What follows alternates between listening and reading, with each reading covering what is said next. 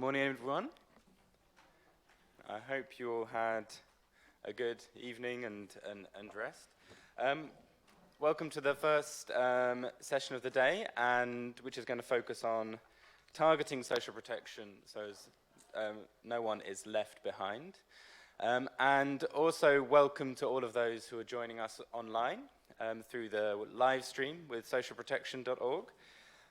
This is the last of the sessions of the Academy, which is going to be live streamed. So yes, as I say, this session is going to focus on the question of targeting social protection and how best to ensure no one is left behind.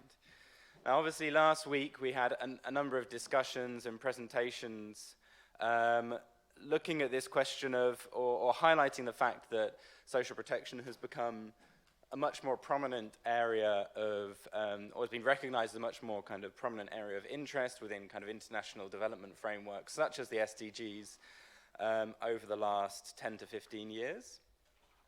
And as I'm sure most of you will be well aware, one of the core focuses, or the targets of the SDGs is really to leave no one behind, to really reach those that are the poorest and the most vulnerable.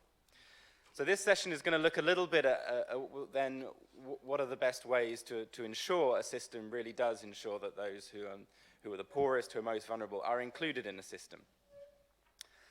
And today to share thinking on this very issue, it's a pleasure to have Stephen Kidd with us.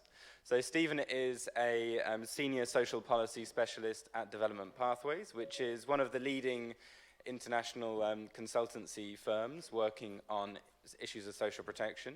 And Stephen and Development Pathways are involved in a whole range of projects and programs working on social protection across the globe, including in many of your countries. But in addition to this role, Stephen has worked on issues of social protection for 10 to 15 years and has been one of the kind of leading thinkers kind of pushing the thinking around social protection. He previously worked as a senior social development advisor in the UK Department for International Development, and also as a head of policy, a director of policy in HelpAge International, which is where I first worked with Stephen. And on this topic of targeting has been one of the things that Stephen's very much focused on, has done an extensive amount of research on, and also I think has pushed very challenging thinking on.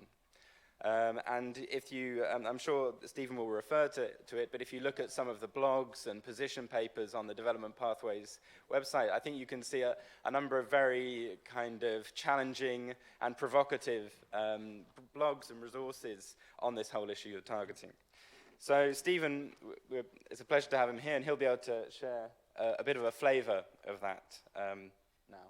So over to Stephen, thank you. Okay, thank you, Charles. Everybody can hear the microphone, can they? Great. So the session today, as Charles was saying, is about targeting and how we make certain that we can leave no one behind, as the SDGs are saying. And we want to look at how.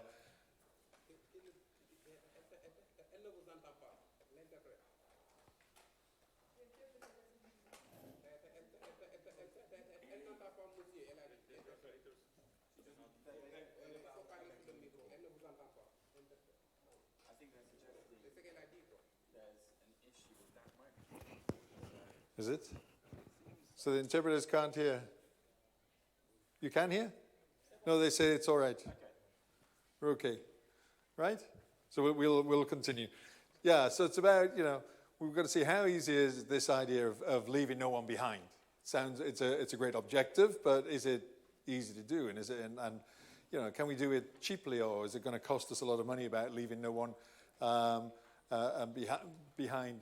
And I think, so this is what this session is about, looking specifically in social protection and how, and targeting people, how effective different mechanisms of targeting are in ensuring that the most vulnerable people and those living in greatest poverty, which are meant to be the target of leaving nobody behind, how effective different mechanisms around the world and different schemes around the world are in ensuring that they're incorporated within social protection systems. What I like to stress, when people hear his talk is often say, well, this is your point of view in advocacy. Well, what I'd like to stress is what we do is present on the basis of evidence here. So everything we do is strongly based in evidence. It may challenge what people's perceptions are, but I assure you that what we're presenting is based on very strong evidence. Now, what is the aim of social protection? Often, we'll see it's surely to support the poor and vulnerable. We hear all the time about social protections there to support the poor and vulnerable. There's a definition I put up here by Stephen Derry and Rachel Sabatis-Wheeler in a paper they did on transformative social protection, where we see it's all about the poor, the vulnerable, the marginalized, etc., as the targets of social protection. These are the groups that we want to support with our social protection system, which sounds very good, but of course, I think we then have to answer questions. So why did I, living in the United Kingdom, why did I receive child benefits for my 3 children? I don't think anybody would necessarily regard me as poor and vulnerable, but I received child benefits all the way through for my 3 children.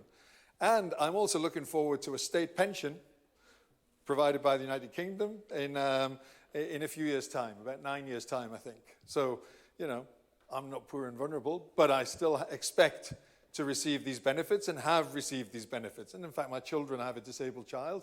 She's received many, many more benefits in addition to the ones that I've received or my wife has received personally. And I think it's interesting then to look at actually what does the international rights agenda say, because that, if we're really focused on implementing the Sustainable Development Goals, etc., we ask to do it within a rights context and see what the international rights framework says. And the Universal Declaration of Human Rights, which is the basis for many of the human rights conventions and indeed of many constitutions internationally, does very clearly say that everyone, every person as a member of society has the right to social security, which begins to explain why I get these benefits within the United Kingdom, as do many, many others living in many countries. Many people who are not generally regarded as poor and vulnerable also receive these benefits. And this is a really important question and a really important point, because this gets the heart of how schemes can be effective in ensuring that the poor and vulnerable are able to access social protection. It depends, as I'll show in this talk, it depends on people like me also receiving those benefits. Okay, and that's how the poor and vulnerable will also receive those benefits. And it's about reconceptualizing, I think, the recipients of social protection. Because in this idea that social protection is only for the poor and vulnerable, what we're doing is that we are creating a figure of the other, right? The other, the person out there who's different to us. They're the poor, they're the vulnerable, they're not us. And we're about to help those people, these very poor and vulnerable people that we hope to never be, and we can't associate ourselves with them because they're so different to us. But that's who we're going to give social protection to. That's why we talk about vulnerable groups, where we talk about, the elderly or the disabled, etc. We come up with these terms, or or the orphan, or just the poor. As if these terms, and we're going to target social protection at these vulnerable groups that are out there that are different to us. And these groups tend to be experiencing social exclusion, which is a reality for many, many people. So we're trying to give the benefits to that group. And this really ends up in a form, as I'll show, social protection as a form of charity, okay, for the poor and vulnerable. It's very different to what is more of a rights framework of social protection, one based on citizenship of a country. By citizens, I also mean all of those legally entitled to be in a country. So refugees who are in a country legally, let's call them as citizens for short. And an approach to social protection citizens means this is a social protection system that is about us, not just them. It's about us. It's about us, so that we can all receive social protection benefits when we are in a situation perhaps of vulnerability, or when we have face a particular risk or challenge. So when we have children, which implies extra costs, we can get a child benefit. If we suffer a disability, experience a disability, which could happen to all of us tomorrow. At any point, we could be hit by a car and become disabled. Then we'll be able to access the social protection system And particularly when we all reach a certain age in life, perhaps 65 years, we'll all be guaranteed income security when we're perhaps unable to work and have perhaps ourselves at that point are much more frail and disabled and can't experience it. This is a very, very different conception of social protection. It's about everybody. It includes those that we would see as the poor and vulnerable, but it includes all of us because we could all be poor and vulnerable at some point in our life. And this is very much a rights-based approach to social protection. I think this is very much the international debate on social protection. This is getting to the heart of it and the different type of approach. Is social protection for the other, or is it for all of us? And I think that's a question that you have to think about in your own countries as you're moving forward on social protection policy. Now, another key question that we'll have to look at is around targeting, okay? And often people, we have to clarify a key distinction in targeting. People get very, very confused about this often. One is, our objective really is in targeting should be to reach, say, the poor and vulnerable. Okay, if we're trying to, even those who are advocating this, the approach that's about the poor and vulnerable, our objective should be to reach the poor and vulnerable. That's an objective. But often people jump to saying, well, we have to target the poor and vulnerable. We have to be clear that targeting the poor and vulnerable is not an objective. It's just one means to an end. It's a means to an end. It's not the objective. The objective is to reach the poor and vulnerable. And actually, as we'll show in this talk, if we want to reach the poor and vulnerable, clearly universal schemes based on the idea of citizenship, as I'll show you, are much more effective in reaching the poor and vulnerable. And that targeting the poor and vulnerable as a means is only one option, as against perhaps a universal provision or providing very high coverage. And as I'll show you, by targeting the poor and vulnerable, we end up excluding a very high proportion of our target population. Of course, this comes at a cost, as I'll explain later. If you want to have universal schemes, it's much more expensive. Okay, let's not do. This is one of the big debates. And if you want to target the poor and vulnerable, it's much cheaper. And in fact, although I won't talk about it here, I've talked about it in the class that I'm giving. Really, targeting is about reducing costs. Okay, and minimizing your costs. It's not really about having an effective program. It's about reducing your costs and reducing tax and reducing the burden of tax on the rich. Okay, so that's really the motivation behind much of the reason for why people target programs. But another point I think we have to see is that, as the good Lord says, the poor will always be with you, right? Even if we're trying to target the poor will always be there. There will always be people in every society who are poorer than others. But we have to experience the reality that when we're talking about poverty rates in many countries, it often leads us to a confusion to think that, there's a group called the poor and a group called the non-poor. And we use these terms all the time, the poor and the non-poor. But in reality, the poor, the idea of a fixed group of the poor, is a fictional construct. Right? It's not really based in evidence. It's just something that a poverty rate is just something, a number that we use to measure progress across time. It doesn't identify who's in need in any country. And what I'm trying to show here is just by using African examples, but I could just show the same for Asia or other countries. What proportion of the population, say, in these countries are actually, living under different poverty lines?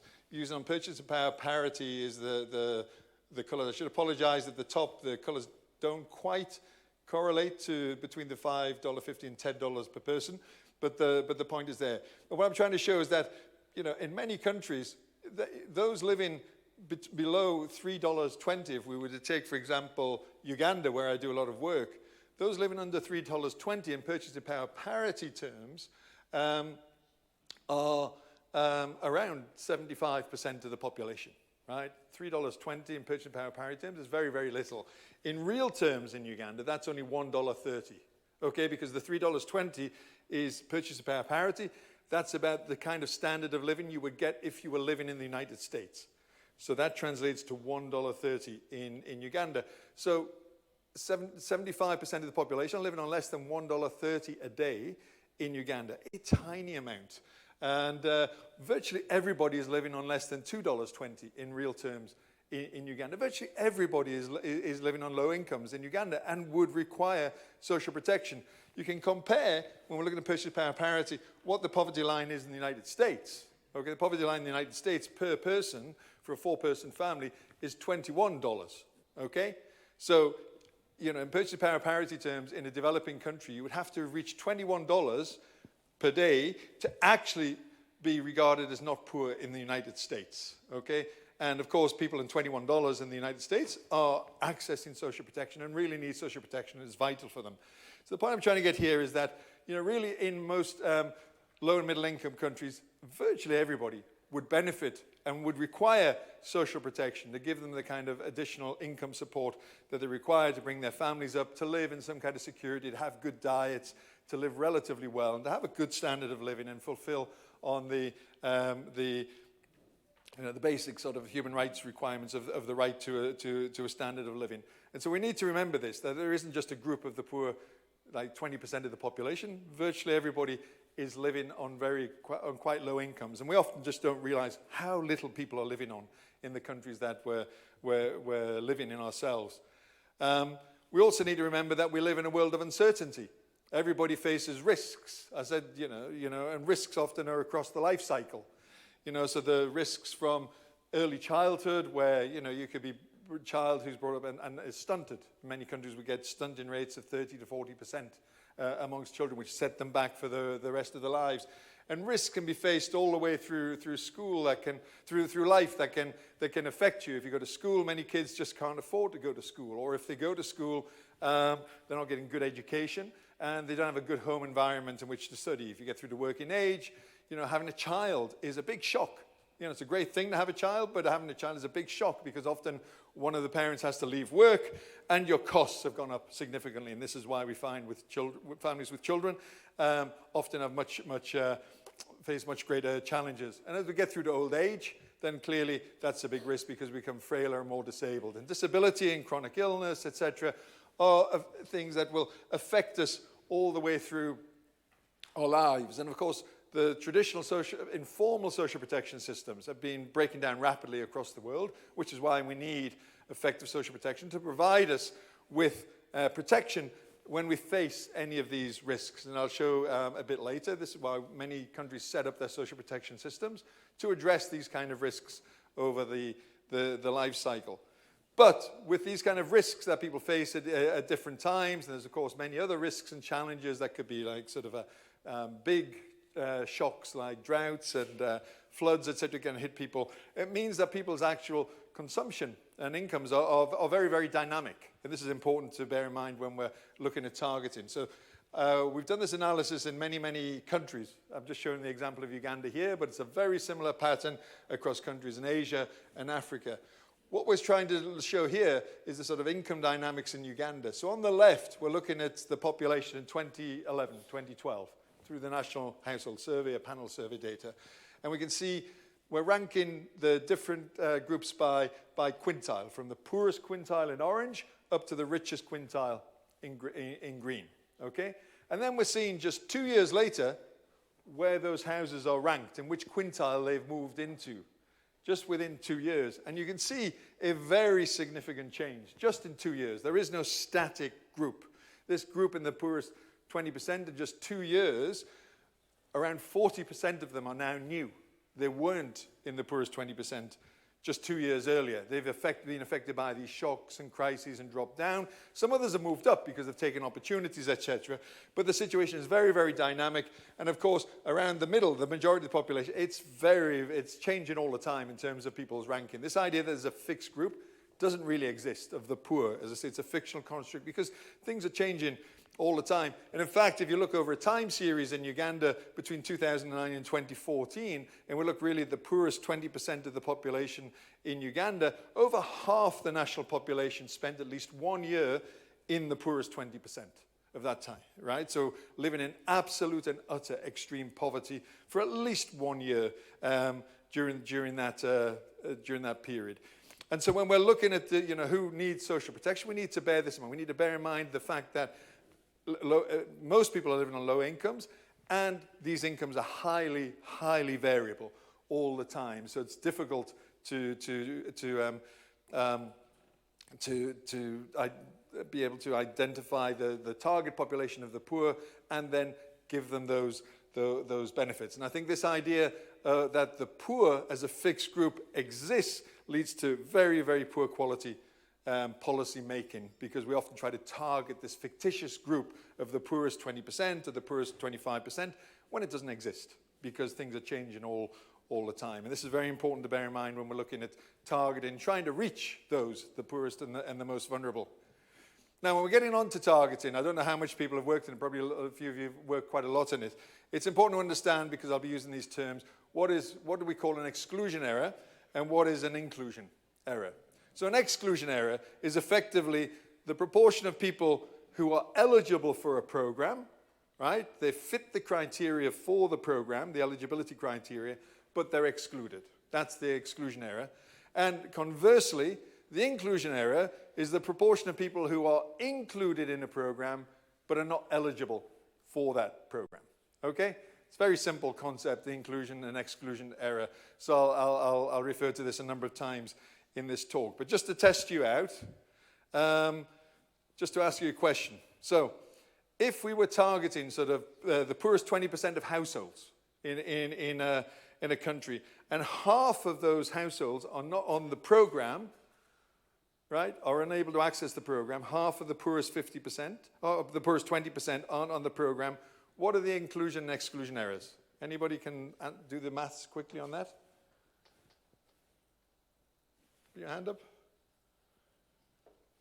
Half the poorest 20% are excluded from the program. What's the exclusion error and the inclusion error? No? Anybody want to give it a go? Put your hands up. Be brave.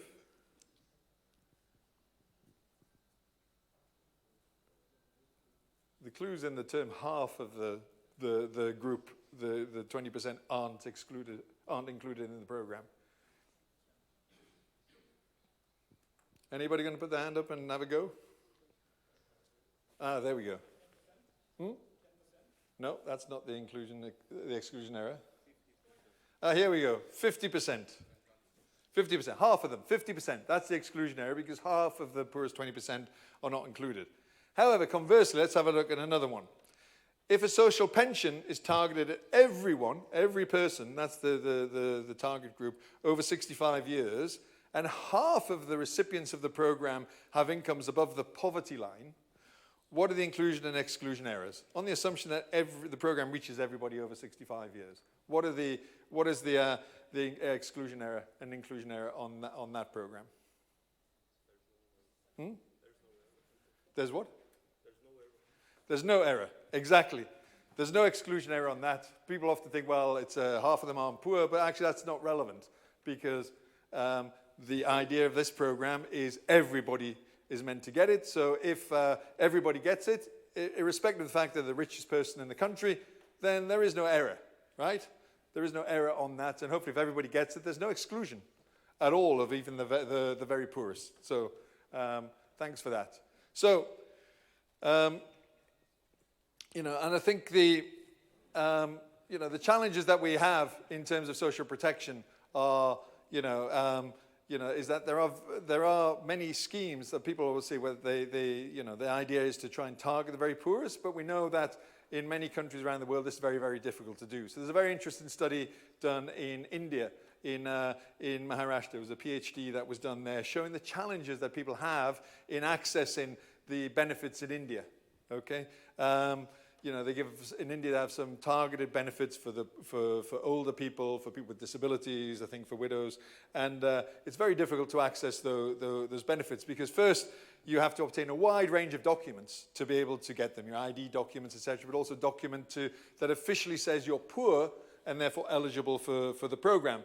Now, having all the documents isn't enough, because you've then got to present, and you've got to get these documents, you've got to present them. And so people find it very, very difficult, particularly those who are living in extreme poverty, find it very, very difficult to do that. So often you have to contract in a broker. There's people who do this work for you on your behalf. You often have to pay them between $6 and $20 to do this work for you, to get all the documents, etc., and to present them. even though the benefit you're going to get in India is only about $2 a month, a tiny benefit. So you've got to pay a lot, so a lot of people don't do that because it's quite expensive to get the brokers. But even if you get all the documents that they're presented, and the broker will take them to the local selection committee, which generally comprises local politicians. They're presented to the selection committee, and of course the decisions, because everybody's eligible, who's presented, because you've got all the documents saying that you're poor and doing it, they still have to make decisions. And the decisions they make are really based on political judgment, or whether there's a personal relationship, or whether they're going to get some benefit in the next election, etc. So they'll make decisions on that basis, and generally around only 30% of the applications that get through to the committee are approved, even though everybody is eligible that gets through to that stage. And so the motivations that we often find around the world to improve registration, improve targeting, etc., are derived from these kind of challenges that we find around the world. Where people say, well, if we're trying to target the poor, we have to get much better experiences. So, if you were to look here, this is the effectiveness of India's old age pension. How effective is it in actually targeting after people have gone through all of this process? I'll use these diagrams a number of times during the talks. I'll just explain them briefly to you, what it's actually showing. What we're doing here is ranking the population, and this is the population of older persons in India, over 60, from the poorest to the richest, the lowest, the highest, in terms of the households that they're living in.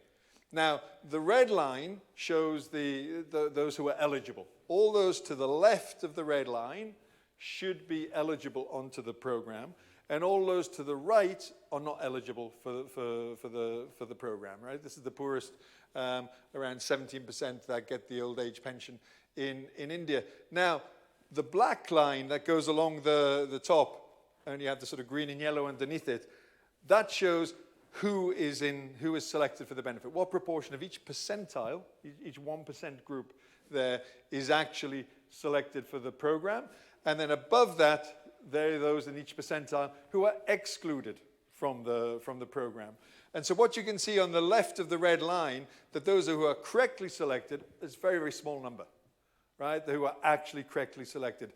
The vast majority of older people living in poverty, in extreme poverty in India, or the exclusion era, right? It's around 70% of old people. And this is the challenge of that kind of really bad targeting system.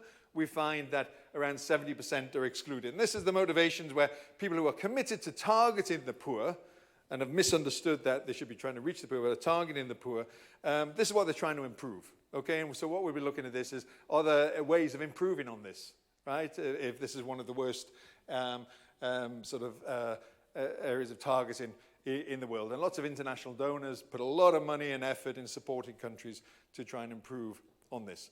So, in terms of all of these improvements that people are doing, etc., and the high investments in targeting programs, how many here think it's actually possible? Put your hands up if you think it's actually possible to identify who is poor or who's the target group of the poorest in a low and middle income country. Put your hands up if you think it's possible to accurately target the poor. Have we managed to solve the problem? You want to put your hands up if you think yes? Do you want to put your hands up if you think no? Okay, right? And there's quite a few people who really don't know, right? They just are unwilling to say here, put it on the line. These are the people who don't want to bet on anything, right? If we were to put money on this, let's see. So what we're going to do then, if the majority or virtually all of you think it's not possible to accurately target the poor. So there's a question. Charles says he has a very clever technique here that you can vote on this. What we want to know is, what are the lowest exclusion errors that you would expect to get? We're giving you a range to make it easy when we're targeting those living in extreme poverty. So what is the best errors that we're likely to get? Is it between, somewhere 0 and 20% is the exclusion? Is that the best we can do? 20 to 40%, 40 to 60, 60 to 80, or 80 to 100%. 100% would mean we don't actually identify anybody that accurately. So if you can quickly vote on that. I don't know how this works, but apparently you do. So if you could quickly vote, we can see what's coming up. And we're getting, All right. Are we getting there, the winners? So the winners are actually about the best is sort of saying 40 to 60%. We have some thinking it can be do a lot better, 20 to 40%. Tiny group think 0 to 20%. Is there about 10% of you think that we can get down to less than 20% exclusion errors? And 60 to 80, the pessimists among you are sort of saying 12%. Okay? So we have two winners now. Some are saying 20 to 40, and some are saying 40 to 60%, right? That's about the best you can do, right? None of that sounds particularly good, actually, to me. 20 to 60% as the best. Anyway, if we go back to the presentation, Charles.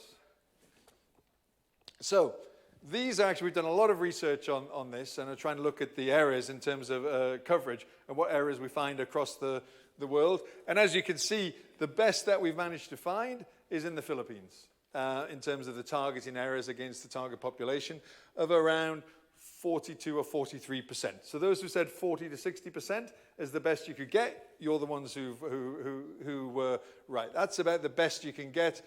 Most of the other good targeting ones are around 50% errors. That's about half of your intended population is excluded. Doesn't sound very good. And around a range of other programs, we'll look at some of these in more detail a bit later. Or even worse, getting down to a study that was done by the World Bank in Indonesia on a conditional cash transfer program that targeted the poorest 5%, and they found that 93% of the poorest 5% were excluded. Okay, so only 7% of the target group was actually included. And this is in a country that spends every few years around $100 million on trying to target their population, and we'll look at that a bit more.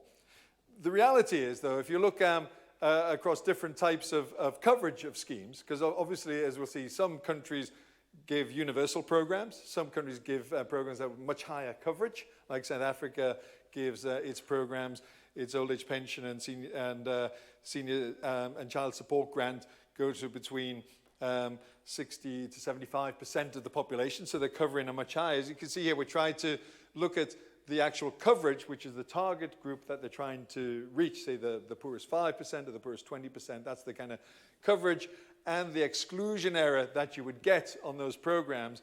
And as you can see, there's quite a strong relationship to show that the higher the coverage, the lower the exclusion error. So you can get to Mongolia's child money program, where Mongolia gives quite a nice child benefit to every child in the country. And in fact, 99% of children in Mongolia get that benefit. It's very, very successful and incredibly successful in bringing in and including the poorest children in Mongolia. And there's a range of other universal pensions around the world which are pretty effective. We'll look at one or two of these a bit later. South African child support grant and old age pension are targeting around 60 to 70%. The exclusion errors are between 10 and 20%, which isn't bad, okay, because there's high coverage. But when you're getting down to targeting much smaller groups, we're finding there much higher errors of exclusion. So there's a very strong link that if you actually want to reach everybody and get your exclusion error down to 0, and you want to include everybody, then really the evidence would strongly suggest you have to give your programs to everybody in the target category. So if you're trying to reach poor old people, the only way you'll do it effectively is through a universal pension, which is what many countries have realized. That's why many countries have put in place universal old age pensions. And if you want to reach all children, you have to target, if you want to reach all poor children, the evidence would suggest you're best targeting all children, as in Mongolia. It's strange, though, that many international financial institutions, the World Bank and IMF, have been threatening Mongolia and forcing them by threatening to withdraw their loans, that they have to target their child money program at the poorest 60% of children. And Mongolia, just in the last year, has been threatened a lot by this and have changed now their universal program to targeting the poorest 60%. The government complained and said, we're going to lose the next election because of this, you can't do this. The IMF and World Bank then agreed to allow them to target the poorest 80%, etc. And there's a whole mess going on in Mongolia for purely ideological reasons. But of course, the more that they're going to target in Mongolia, the more that the poorest are going to be excluded from their program. Now, a lot of work then has been done, particularly by those international donors, and in some countries their partners, who are committed to targeting the very, very poorest. And one of the key methods that is being used is something called the proxy means test. I don't know, how many of you are in countries where the proxy means test is being used? Put your hands up. Yeah, a few of you? Okay, so we'll look at the proxy means test because it's sold as the best targeting mechanism you can get in a low and middle income country.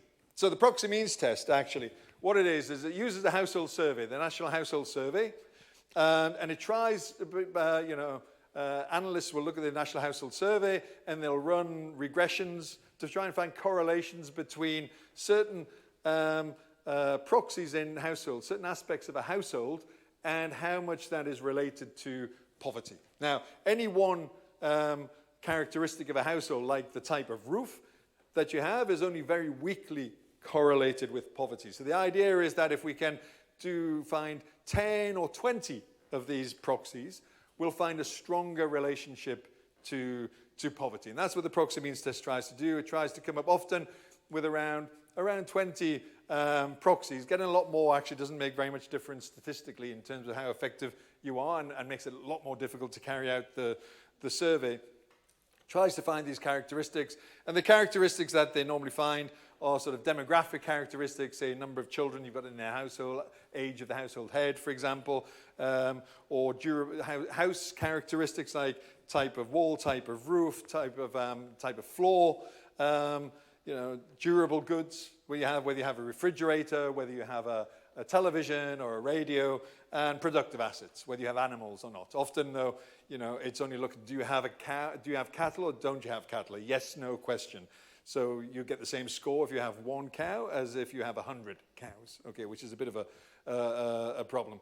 And there's a trade-off then between the manageable number of proxies, because you're going to have to do this on a survey, and every question is going to cost you a lot more money if you add a question on, and the degree of correlation that you have with consumption. Once you've come up with your proxies, you score every proxy that you have. Some of them are more strongly related to poverty, so you would give them a stronger score. And then you go out and you do a survey of households. And if you're doing this properly, you try to do the survey of every household in the country, as Pakistan, for example, has done. And then the idea is you can survey every household, you get the data in, you run the algorithm, and the algorithm then gives you a score, and that score will then will rank you across the population from the poorest to the richest. So then we can identify, ideally on this, the poorest 20%. Now, these are the errors of some proxy means test programs. We've included the best one in the Philippines, but we've also looked here at Pakistan's Benazir Income Support Program, Indonesia, social protection cards, Kenya, a small program in the north, supported by the UK government, Hunger Safety Net program, and you can look at the errors there. Now, some of them don't actually look any better than India's pension, okay? Despite the fact, that Indonesia spent $100 million doing this in 2015. This is the effectiveness of the targeting. Very large errors, right, of around 70%, just similar to the India's old age pension, despite spending $120 million. Philippines, as you can see, is by far the best, but it still excludes 42% of those living in poverty. And in fact, I mentioned it yesterday in the course, in that program, these excluded group, as a result of being excluded, stunting rates have gone up amongst the non-beneficiaries by 12 percentage points, right? Because they've been excluded from the program. This is a result of the beneficiaries getting a bit more extra cash, spending it on eggs and meat. That's been a slight increase in prices, which means those excluded from the program can't buy those goods. They're buying rice, which is not good for their children, and stunting rates have now gone up 12%. So these poverty-targeted programs can actually cause a lot of harm to those who are excluded. In Kenya, apart from doing better at the very, very poorest 2 or 3% of the population, it's pretty much random selection in Kenya. In Kenya, they spent, it was about £6 million, about $10 million doing that on a very small population in northern Kenya.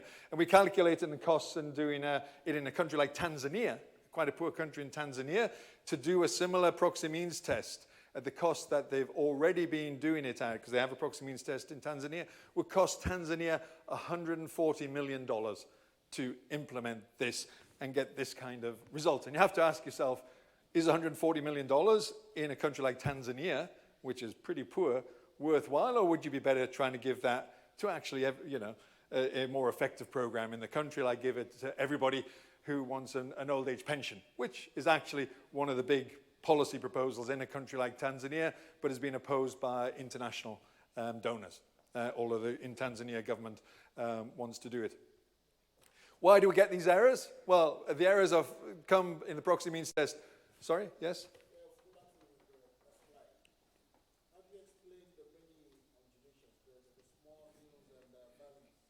Oh, this is because in Kenya, in the Hunger Safety Net program, it's a relatively small, it's because it's done from a national household survey.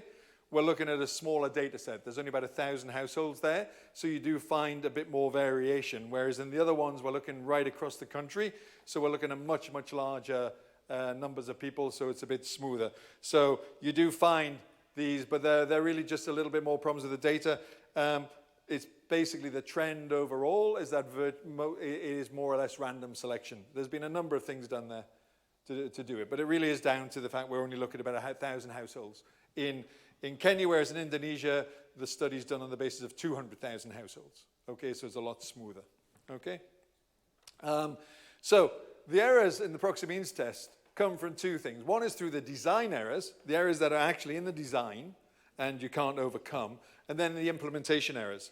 So we're looking here at in the proxy means test. What we're going to look at here is along the bottom where the proxy means test ranks households from the poorest to the richest.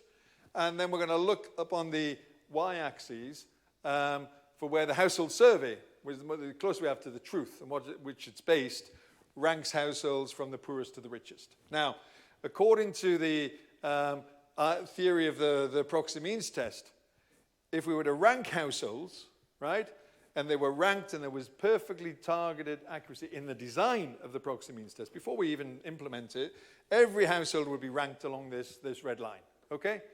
That the household here, the 20th percent poorest, would then, ranked by the proxy means test, would also be, you know, by the household survey, the 20% poorest. Now that's if it was accurate, purely accurate, okay? So this is a scatter graph. And what we can see is this is the reality. If we just do it in the basis of the design in Uganda, this is the reality. Each of these blue dots is a household. And this is the actual real correlation that we get between the proxy means test and reality. And you can see these blue dots are showing the high levels of inaccuracy. So for example, a household here is regarded by is predicted by the proxy means test to be pretty well off in Uganda. Okay, it's doing very well, must have a brick house or something, and but in fact is just about the poorest household in Uganda. So that poor household is never going to get targeted because the proxy means test says it's doing really well, but in fact it's one of the poorest. These people are suffering in the absolute extreme. They have virtually nothing. They have it maybe because perhaps this is a household of older people who built a brick house when they were younger and doing quite well, are now old, they're still living in the brick house, they don't want to move out, but they now are disabled, have no income, nobody helps them, nobody gives them anything, they're struggling to survive, but the proxy means test comes along, looks at their house and everything and says, hey, you're quite well off because you're living in a brick house. And the only way they could ever get a program would be to sell their brick house, move into a hovel with a grass thatch, and then they would be targeted by the proxy means test. So, and the problem that you have then in sort of the targeting would be that if with the proxy means test you want to target the poorest 20%, okay, you would put your line here, and every household to the left of that line would be predicted by the proxy means test to be in the poorest 20%. And then every household that is beneath the red line, that's the actual households that are really in the poorest 20%, okay? So what you then get in the design is that this group of households here, they're the only ones, these blues, who are correctly selected for your program. The ones at the top left there, they're your inclusion errors, right? It's around half, just by design, or your inclusion errors. They're people who are better off and shouldn't be in the program. And then your exclusion errors are along here. Those on the bottom right, they're the ones who will really live in extreme poverty, but are going to be excluded by your proxy means test. Of course, you then have to, and I don't know if people have these things called social registries. These are social registries. It's a big thing now of international institutions, donors are trying to push these social registries where you're going to measure every household in the country and target every household based on that. Well, they're all based on the proxy means test, and you can see how inaccurate these social registries are going to be, despite the high cost of doing them. And the problem with social registries is they're not being used to target for now just one program, but they're using the same methodology to target for every program, every social program. That's the idea, which means that people are going to be excluded, not just from one program, many people live in extreme poverty, but they're going to be excluded from all programs, okay? And this is a real danger, these social registries, of actually institutionalizing permanent exclusion of over half the population living in extreme poverty. Of course, you then have to go and do your survey, and in your survey, you're going to get more errors. This is, I'll have to move through quickly. This is just showing the errors in Indonesia in 2011 when they did their survey. The average errors in Indonesia were around 15% of the errors in terms of the scorecard, the cells that were inaccurately entered. They found around 15% of the cells were inaccurately entered on average in Indonesia, which leads to massive other problems. In some areas, it got up to over 30% where the cells were inaccurately entered. So this is showing even more errors because the people doing the surveys aren't doing very good, or people are lying, or perhaps they're just not inputting the data correctly. You know, different people give different answers. There's a whole set of reasons why you might get this, this data wrong, but that increases the level of error that you're going to get, and that's a further challenge that needs to be addressed, which is why doing these surveys, you've got to spend a lot of money on doing them, just even to make certain that you're getting the correct information, because often it's done very quickly and very, very poorly. So these are the kind of errors that we get in the proxy means test. We could look, you know, people say, well, let's do everything else. Another method, some people are very strong believers in community-based targeting. They say the community knows best. I don't have any time in this talk to get into the challenges of whether, you know, of that and that logic. But this is just to show you in Ethiopia and Rwanda, which are two countries that have tried to use community-based targeting on a national level, how accurate the programs are in Ethiopia with the Productive Safety Net program, and in Uganda, the program called Direct Support, and the VUP. Again, the ups and downs are because of the limited data. And you can see in Ethiopia, it is very much random selection. Exclusion errors around 80%. Community apparently doesn't know best. They're even worse than the proxy means test. And in Rwanda, still very high exclusion errors as well. So the community, asking the community is a bit of a challenge as well. So you know, these are the two methods that people are often promoting as the best methods. And what we have to ask ourselves really, are we talking about targeting or are we talking about rationing? Because targeting, if we're using it in the correct sense of the word, should be about being accurate, right? If I'm going to shoot you, if I hit you, then I've effectively done my target. If I miss, it's not targeting. Or are we talking about rationing? And really, what we're talking about in rationing is these poverty-targeted programs. They're very small budgets. Governments say we have limited resources, we have very small budgets, and therefore we have to target at the poorest. And so we're trying to ration. We're trying to find some kind of methodology that allows us to ration the benefits in a way that we can have some kind of explanation for that, but we end up with very inaccurate programs. It's interesting, though, that you look in other countries' experiences, as I said earlier, the higher the coverage, the more effective you're going to get. So South Africa is an interesting example, and it does what we call affluence testing.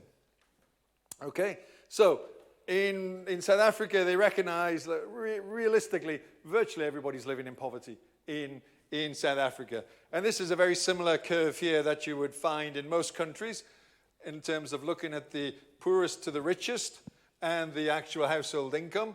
you find that it's very, very flat, right? And this is one of the reasons why we're seeing so much difference. There's not much difference between actually the poorest 80% of the population in any country. And the South Africans have recognized this, and so they say, look, we're going to target our programs pretty much at the poorest 70%, and we're going to try and exclude just the rich. So instead of targeting the poorest, they're trying to identify the rich and exclude them. It's called affluence testing, okay, rather than means to affluence testing. And the interesting thing in South Africa is they do what everybody says you shouldn't do, is that they ask people to tell the truth, okay? That you just go and apply for the old age pension, the child support grant in South Africa, and you have to turn up and you register, and they ask you, what is your income? And you say, my income is X amount. And they believe you. They believe that you've told the truth. They don't verify that, okay? So it's an unverified means test. Brazil is about the only other country that does that in terms of an unverified means test. And, you think asking people to tell the truth, well, we're going to get really, really inaccurate targeting.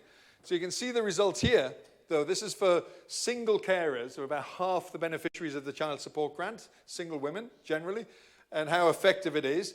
So really there, the flat line is because virtually most of the beneficiaries of this program have no income because poverty is so high. But we look at the red line here, everybody to the left is meant to be on the program, and actually we see quite a big drop at that point. It suggests that people are telling the truth to a large extent in South Africa. It's a very sort of effective mechanism. And partly it's because it takes a long time to apply. You've got to go to a center, you've got to wait all day. So the middle class can't be bothered to do that because the benefit for them is relatively low. So they self-exclude.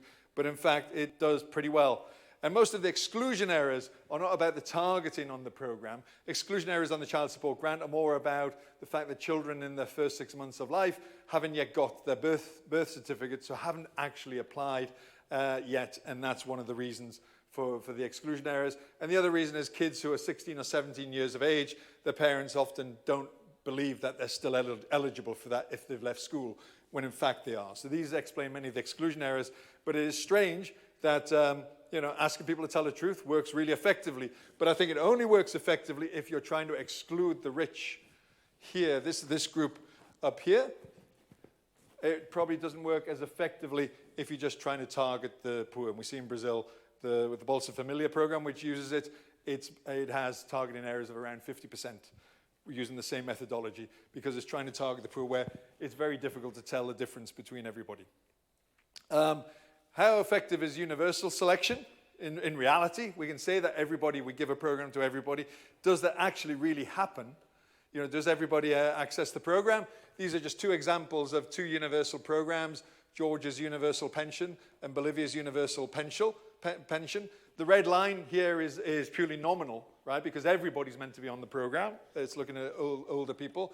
And we find the exclusion error in Georgia is tiny. It's around 2% of older people aren't on the program. Probably some of them are better off, probably self-exclude. In Bolivia, it's a bit higher. It's around 10% exclusion. But amongst the very poorest, where I put the dotted red line, sort of the 30%, both are doing very, very well in including the vast majority of poor older people in both countries. So it's much more, as we say, it's much more effective in reaching the poor, right, by a universal provision, much better than the targeting the poor programs. But of course, these come at a much higher cost, right? Georgia's pension, it costs 4.3% of GDP. Bolivia's is 1.2% of GDP, whereas many of these targeted programs, like the Pakistan's Benazir Income Support Program that I showed, are about 0.2% of GDP. So they're much smaller. And so you're paying less, so you're getting less effectiveness. And of course, it's not just about targeting there's very different approaches to social protection. I'll talk about this a little bit later. But if you were looking at just targeting the very poorest 10% as one approach, or putting in place an effective life cycle system, and I'll talk a bit later about this, life cycle systems where we're trying to reach or giving support to everybody when they reach old age, everybody when they have a disability, everybody when they have a child. We can test this out in certain countries. So we did some simulations in Uganda to look at this. where we have an inclusive life cycle system and a targeted program of the poorest 10% of households. And yeah, forget the red dots. Well, we look in the red dot, the poorest 30% of each of these programs, and you can see by giving this almost universal old age pensions, child benefits, and disability benefits in Uganda at the top, we're actually including the vast majority of households living in poverty. Costs a lot more money. It's around 2% of GDP, but we're including through multiple programs, by putting in place multiple programs, we're including mentioning that virtually every household living in poverty is getting a program, whereas if we target the poorest 10% of households amongst the poorest 30%, we have very, very high exclusion. And that is assuming perfect implementation in Uganda, which was never, ever going to happen. So what does this mean in reality? Well, it's difficult to see, while high-income countries have put in place comprehensive systems like that. There's few countries in developing countries that have done this on a comprehensive basis. A country like Mongolia actually has, and there are some countries that have pretty high inclusion of those living in of older people with disabilities, and older people. But this is just looking at South Africa, which does cover these groups, but I say affluence tests them out, and you can see the coverage in South Africa, where we have actually of their whole social protection system, very high coverage of the poorest households, and they're pretty effective in excluding the richest from their system, which is what they actually intend to do by just asking people to tell the truth. But still, a lot of people in the middle who are still struggling are missing out in South Africa, and this is because of some of the errors that are coming in from the affluence test.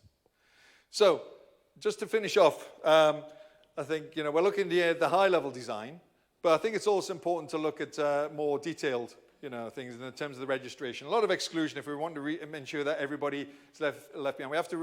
Nobody's left behind. We have to recognize that many people are experiencing social exclusion and find it very difficult to access schemes. Now, this is just a very simple diagram to try to explain what we mean by social exclusion, the challenges that people face in terms of accessing social protection programs. If you're interested, I've written a paper on this, the kind of, challenges that people face when they're applying for a program, or perhaps what I call exclusionary forces, might be discrimination and prejudice, that they're actually not allowed to access the program because they're discriminated against, perhaps on the basis of their color, ethnicity, or the fact they have a disability, etc. People have exclusionary structures. Some people just live a lot further away from registration points, and that becomes a bit difficult, or even there is an absence of legislation to stop discrimination. Or many people have limitations in capabilities. They find it much more challenging, particularly people with disabilities find it more challenging to access and apply for programs.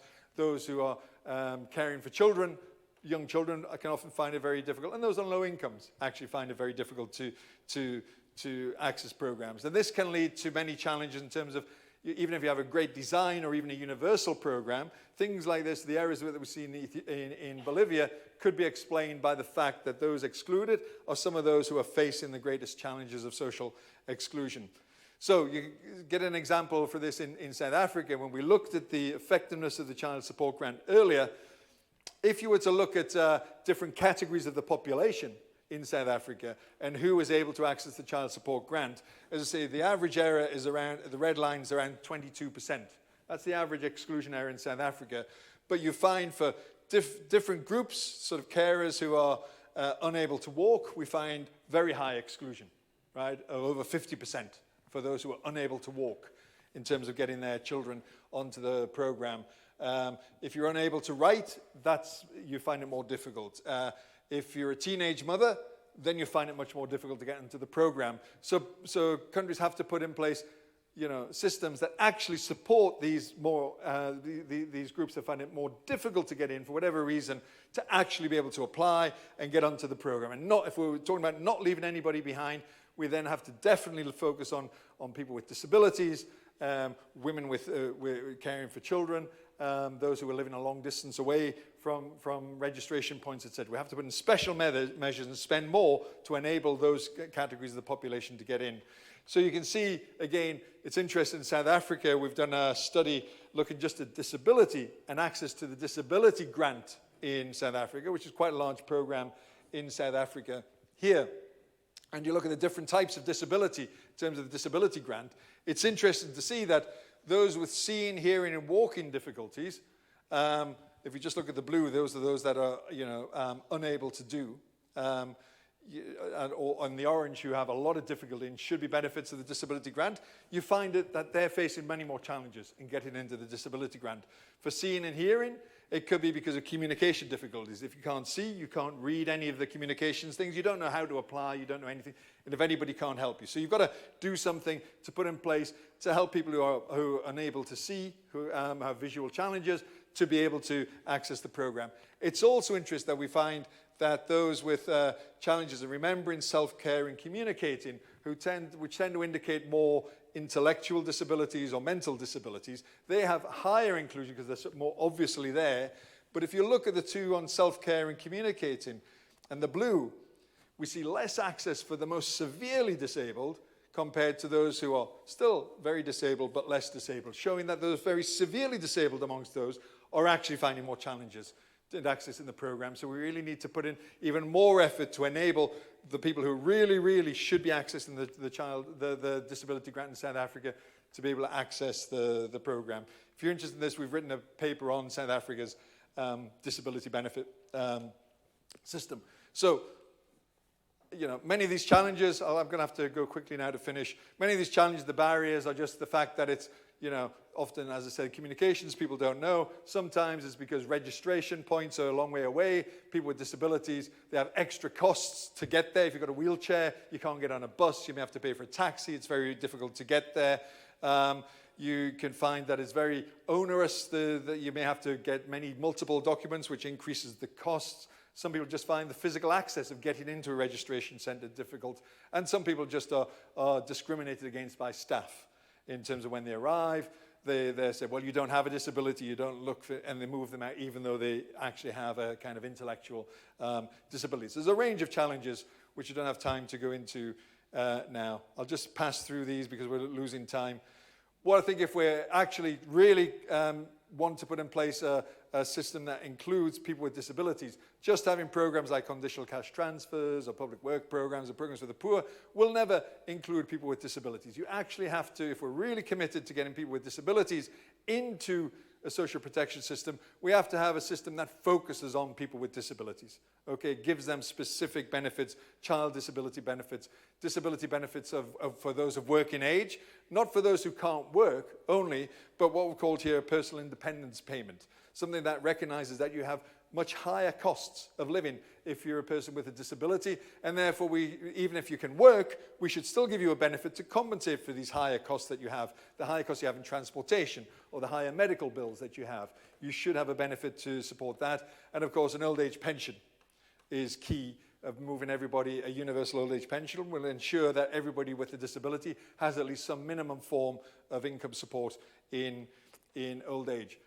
Well, I stress the point of disability. I think we have to remember that although in countries those with severe disabilities may be 3% of the population, those with a disability may be 10% of the population, in most countries over 25%, over a quarter of households have somebody with a disability living in them. So it's a major issue to actually in social protection focus on disability because we're looking at least 25% of households. And in some countries like Liberia, which has been through war, around half of whole households have somebody with a disability living in them. It's a major issue. That's why it's really important to address. So just to finalize, 2 or 3 slides just to finalize, I think when it comes down to it, if we want to not leave anybody behind in terms of the approach, it's pretty much an ideological decision, right? We can either have a charity approach, which is about just giving support to vulnerable groups, the poor and vulnerable, giving them poor relief, targeting the programs at the poor. But what we're really doing there is we're trying to have a small state with small schemes. And what it is about limited spending on those programs, and we're limiting the taxes that we're having to generate. So we're benefiting the rich by reducing the taxes on them and providing poor quality programs to help the poor, but we'll end up with very high exclusion of the poor. Or countries move to a very different paradigm, which is what actually most countries eventually move to, and most European countries have moved to this, and high-income countries, more of a social protection system based on the idea that we're citizens, that we all have a right to social security, about inclusive programs that we can all access when we have a vulnerability. It's about accepting that the state has a major role to play and that we need to invest a lot more in social protection and recognize that higher taxes are a good thing because that enables a stronger social contract between people, by people paying taxes and getting something back from the state. And in this, we'll find that we have much more equal societies. It's a kind of big paradigm shift. Many low and middle income countries are still in the charity paradigm, but if we want to be effective and not leave anybody behind, we have to move to the citizenship paradigm and be willing to spend a lot more money. And it's about moving from the charity paradigm, when we're looking across the life cycle from childhood through working age to old age. In the charity paradigm, we're just putting in place a poor relief program for the very poor often. Many of these conditional cash transfer programs are just programs for the poorest households, irrespective of where you are in your life cycle.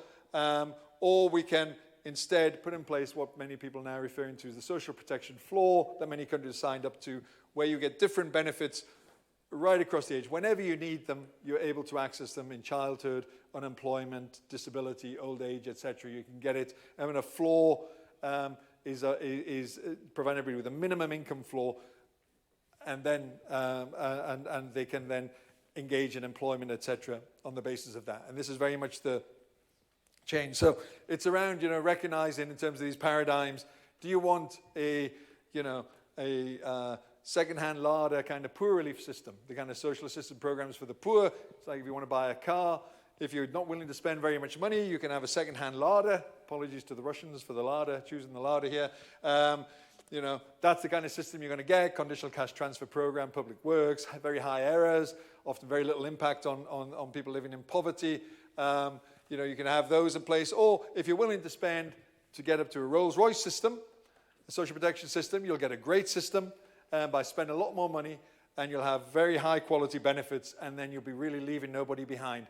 But it's where the countries want to move from the second-hand larder and move up to the Rolls-Royce, or potentially on the way there get a Toyota. Okay, it's kind of a system like South Africa, spend about 3% of GDP and have a relatively effective system. But it's much better than many countries in Africa and Asia that are spending 0.1, 0.2, 0.3% of GDP, and then are surprised that their programs are so ineffective. Okay, it's just the same as buying a car. You want a great car, spend the money. If you want a great social protection system that leaves nobody behind, spend the money. That's about what we need. And that's a kind of ideological discussion rather than a technical discussion, because targeting the poor is impossible to do in low and middle income countries. It's just kind of showing here just, in terms of the level of investment and the effectiveness. I mean, this is just, this is just very highly illustrative. It doesn't really show very much. If you want a kind of Denmark system costing 13.8% of GDP, in terms of the level of investment, it's a really effective system. But it's costing them 13.8% of GDP. Many low-income countries, middle-income countries, don't even take that in tax. But Denmark's built that over 100 years. Okay? It's about setting off on a system that we can build over 100 years. You can get a South Africa system around 4% of GDP. It's not doing too bad, but it's nowhere near still the effectiveness of a Denmark-type system. Perhaps South Africa will reach that in another 50 years. If it keeps on investing and building.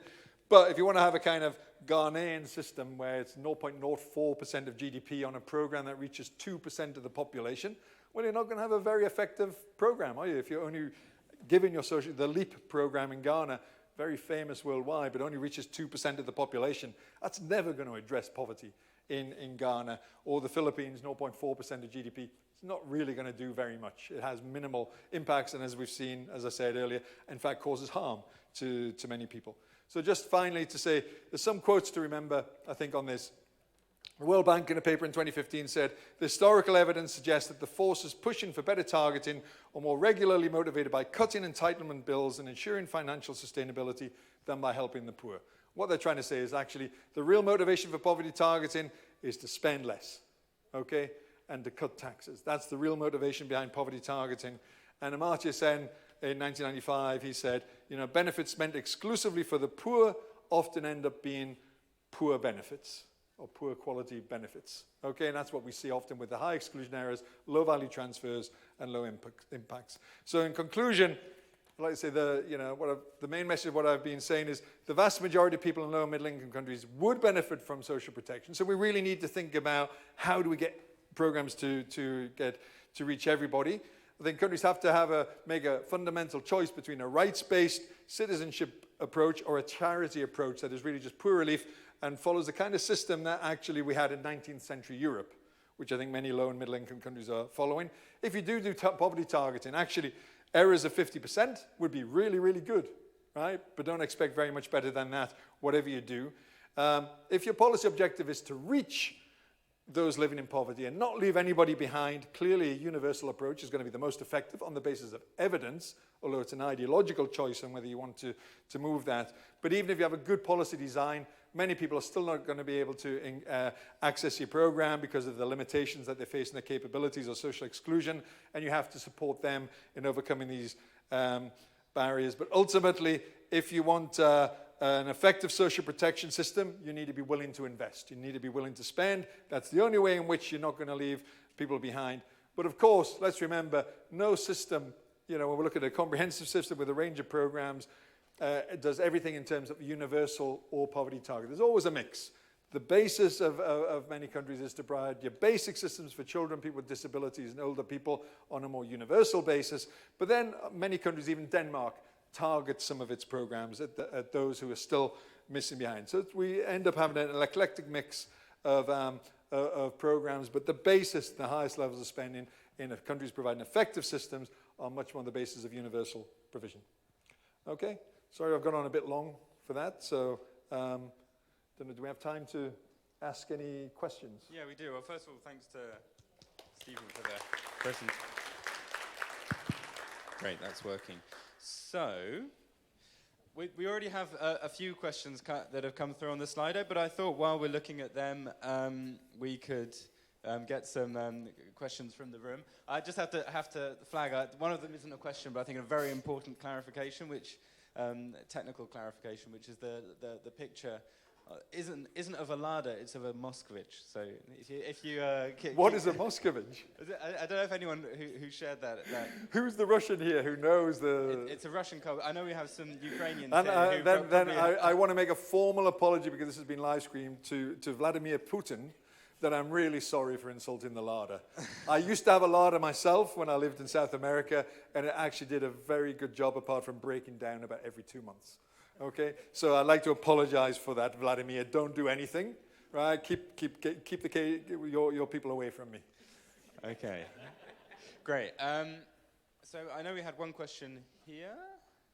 Yeah, if you use the.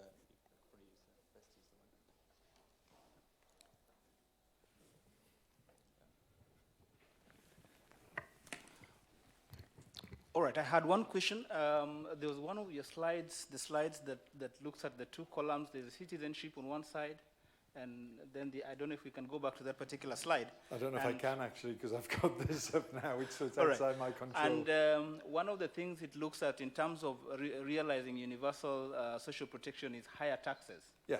Now, it's from where some of us come from, the challenge with higher taxes, and I think in the previous presentations in the course of last week and reaching up to today, is the fact that the formal sector is shrinking. That is one of the messages that came out. And therefore, looking at the fact that the formal sector is shrinking, we are looking at taxation. In the developing countries, I think it's a bit of a challenge in terms of, it will therefore be a bit of a challenge in terms of realizing this, because one of the things that we are facing is very poor service delivery, combined with corruption. Therefore, proposing higher taxes for a middle class in some of these countries becomes very unpalatable. And therefore, looking at this and looking at what would be the response by the politicians, I'm just wondering what your perceptions are in regard to this. Thank you. Okay. Do I take one-on-one or do I take... Well, just let's take a couple more and then we can bring up the others. Okay, I'll have to answer I'll a have few to write them down so that I don't forget. Okay. Good morning, and thanks for a wonderful presentation. My question or comment has to do with the two quotes. I'm really surprised with the quote from World Bank, considering the fact that World Bank is one of the institutions pushing for targeting and use of social registers in order to push for cash transfers. So I just wanted to understand, what is your perception, what is your take on this, considering the fact that the practice and what they have in theory is not speaking together? Thank you. Maybe just one more question from the audience, or we? Okay, no volunteers. So yeah, if you want to. Okay. Okay, let's go with this one. Can you wait while I put this on?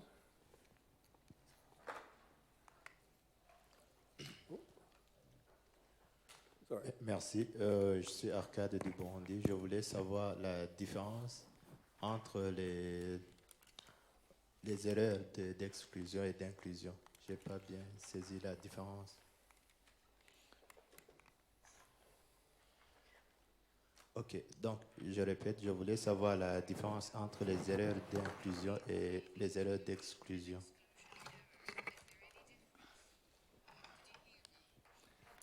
Yeah, I actually understood your French as well, which is surprising because I don't really speak French. Okay, so excellent questions.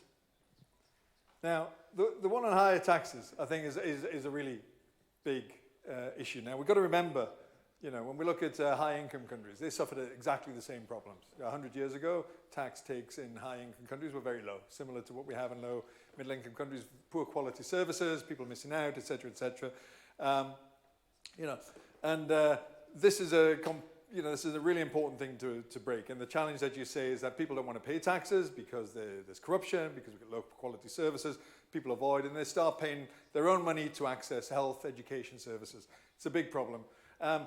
Now, the only real way to address this is that countries have to fundamentally start trying to change and build a social contract. Social contract is, basically, we as citizens pay our taxes, and you as government provide us with good quality services. That's the social contract, okay? And in fact, get away from thinking that money's from government. Government only holds the money of citizens, okay? And is meant to give it back to us in good quality services. Now, this is the challenge. And it can only be changed with good policymakers, good politicians, honest people in charge who are trying to make a difference. If we have corrupt people and we keep voting in corrupt people, then it's going to be difficult to do. So, and of course, democracy is really important in this. Now, I think the challenge that people have is that even if you had a great politician who really wanted to make a difference in a country, and he comes in and promises, you give me your taxes, I'll improve your services, he can't improve the health or education service quickly at all. Even if he's in power for 5 years, it'll be difficult to make a significant change. So people may not trust him, may not see the results on the ground of that actual change, irrespective of the fact that this may be a politician who's really trying to do the right thing and putting more money in. This is where I think social protection comes in terms of building the social contract, and is really, really important. Because actually, in any country, a politician can come in and promise that it's going to give every older person in the country over 65 an old age pension of, say, $20 or $30, okay, if you give me your taxes, and it can deliver that within a year, right? In any country in the world, it can make that promise and it can deliver it in a year. Kenya, in fact, did that last year. They promised in the election everybody over 70 gets a pension, and it's more or less delivered within a year on that promise.